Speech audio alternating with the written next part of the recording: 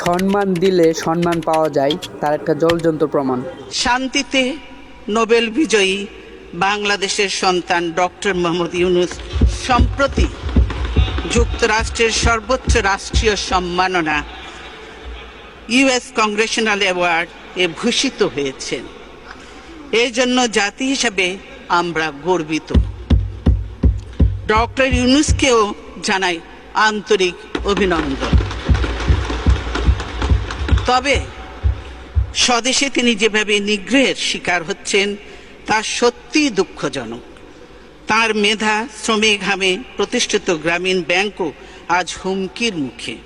আমরা ডক্টর ইউনূসের সমর্থনে এবং গ্রামীণ ব্যাংকের পক্ষে আমাদের দৃঢ় অবস্থানের কথা ব্যক্ত করছি।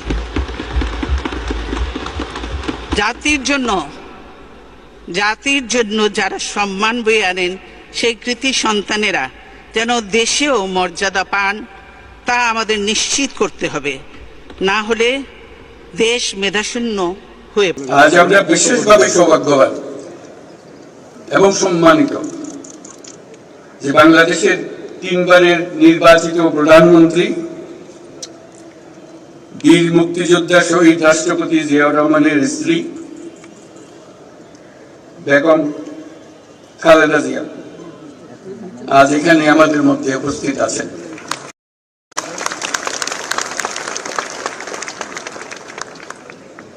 এক যুগ ধরে তিনি এই মহাসম্মেলনীতে অংশগ্রহণ করার সুযোগ পান নাই, আজকে সুযোগ পেয়েছেন। আমরা সবাই আনন্দিত এবং গর্বিত যে আমরা এই সুযোগ দিতে পেরেছি আপনাকে।